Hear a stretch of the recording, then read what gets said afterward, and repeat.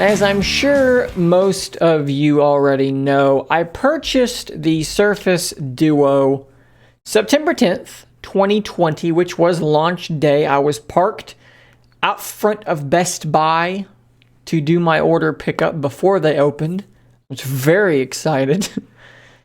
And I've used the Duo as my daily driver, my daily phone, pretty much ever since. Now, there was like a week in the middle where I had to RMA, send one back because it was defective, battery freaked out on me and it would shut off randomly. And then I got it back and I used it up until, I guess it's been about 2 weeks now. I have no concept of time any longer. Until I got the Galaxy Z Fold 2. And I've been using this pretty much primarily ever since. I did use the Duo again after the March update because I wanted to get a feel for if I felt like things had changed there, but I didn't stay with it for very long, just a few days, long enough to be able to say, yeah, okay, it seems like things are a little bit better for me. Some of the problems I was having maybe reduced a little bit. But at the end of that few day period, I just had to go back to the Z Fold 2. And so what I want to talk about in this video is why. Why did I go back to the Z Fold 2? And I want you to understand something very quickly out front in this video. This is not an indictment necessarily on the Surface Duo. I don't hate the Surface Duo. There's so many people that get this so wrong. If I say anything critical about the Duo, people get very upset. They get very upset with me and they start defending the Duo and telling me how I'm wrong and how I'm using it wrong, or I need to do this or I need to do that or whatever. Okay, I don't care about any of that. I don't care. This is my opinion and this is my experience. You're allowed to have an experience and an opinion that differs from mine, okay? That's how subjectivity works. We are different entities. And even though we're both using a Surface Duo, our experiences might be wildly different. Lots of factors there. So again, I don't dislike the Duo. I really like the Duo, okay? And every time I pick it up and I look at it and I use it for a few moments, I start remembering very quickly what I loved about it. But just as quickly, and I look, you can't write this stuff. Every time I pick it up, it does something stupid. These icons are not meant to be all over there. They're meant to be half and half. Okay? You can't write. I just picked it up. That is the primary reason. There's a lot of reasons, but that's the primary reason that every time I pick this thing up, every single time I pick this thing up, it will eventually do something stupid that I can't explain that's going to annoy me. And I've said before in videos, it's a death by 1,000 cuts kind of situation. There isn't one thing that Duo does that I'm just like, oh my God, I can't use this damn phone. It's not that. It's that it does 15 little things every day that irritate me. And when I pick up my Z Fold, it doesn't. It just works. It just does exactly what I expect it to do every single time. And that is worth a lot to me. That's very, very valuable to me. And it's so valuable, in fact, that the thing that Duo does better than any device, and if you want to deep dive into this, I did a productivity / multitasking comparison between the two devices. So I did a deep dive there. So if you want more into this, go there. But the thing that this device does better than any other device is multitasking. And I really, really enjoyed the multitasking experience on the Surface Duo. I find myself multitasking on Duo when it's totally unnecessary. And what I mean by that is, let's say I'm scrolling through Twitter and notice how those icons are just not over here now, okay? So I'm in Twitter and I'm just browsing Twitter and I think to myself, I would like now to look at Instagram. Well, rather than closing Instagram, I can just open Instagram and now I'm looking at two things, okay? That's what happens on Duo. I don't need to still have Twitter open in this instance. I could close Twitter. I'm not even really looking at it.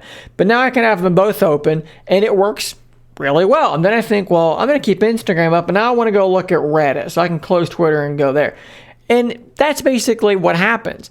It is a kind of multitasking that is not just easy, it's so easy that you'll use it way more than you even really need to. Because it's just right there and it's so exceptionally easy to do. And on the flip side of that, when I'm on my Z Fold and I'm looking at Twitter, and I think to myself, I want to look at Instagram, I'm not going to multitask them. I'm just going to close out and I'm going to open Instagram, and that's what's going to happen. Now, I could have Twitter open, and I could swipe over, and I could drag Instagram over, and I could do that, but I'm probably not going to, because at the end of the day, one, it's slightly more irritating to do. It's slightly more steps. And look, it's not irritating is probably the wrong word, but it's not as easy as it is on Duo.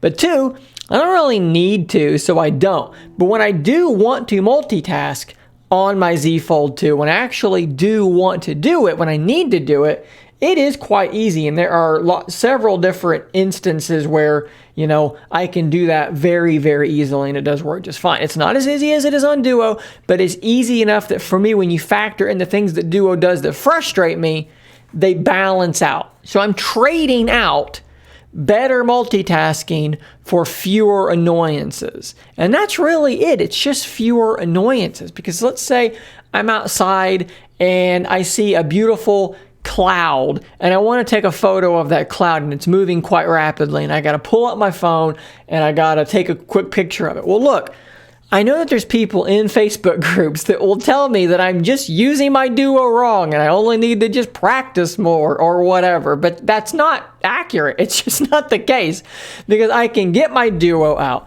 I can fold the screen around. I can unlock it. I can wait.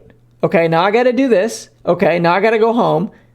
Okay, there's my camera now. And then I can sit there and I can point my camera at the cloud, and then it can flip screens on me randomly when I'm not even moving. Or I can hit the shutter button and it goes, and then it takes the picture, and it's blurry because I've moved a little bit because I didn't realize it was still waiting to take the picture.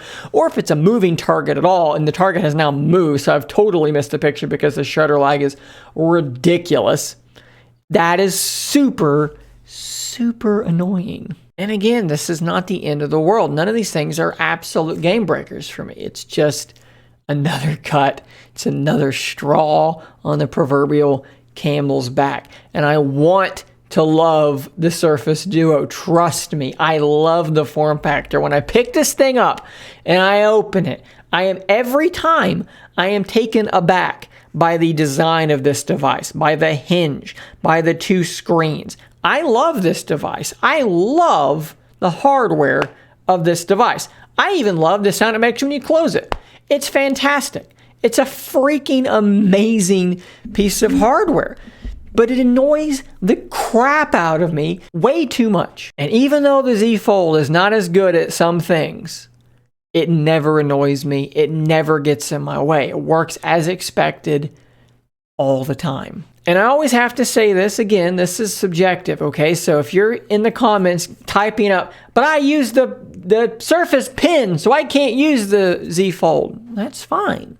We have different needs. I have the Surface Pen, and I never use it, okay? So that's fine. I don't need the pen. If you need the pen, don't buy the Z Fold. Stick with the Duo. We can disagree here. We can have different needs, desires. And then there are these little quality of life added improvements that I really missed having, that are common on other devices, but you just don't get on the Duo. One of them is really simple, and I talked about it a little bit on Twitter here lately. But let's say you're let's just use Twitter as an example. Okay, so here we go. I'm on Twitter. I'm going to take a screenshot. So you can do a gesture like that, take your screenshot, and it works really well. Okay, so now there's a little pop-up there where I can crop my screenshot. And you'll notice here that it's actually asking me if I want to select just the image. And you can do that. And then I can write on it. And then I can download it or share it. Or I can resize it. There's all of these awesome little tools in the screenshotting system on the Samsung devices. On the Duo, it took them 6 months to make it so that if I took a screenshot in phone mode, that I wouldn't get both screens still. It took them 6 months to make screenshots work correctly. When are we going to get features for screenshots?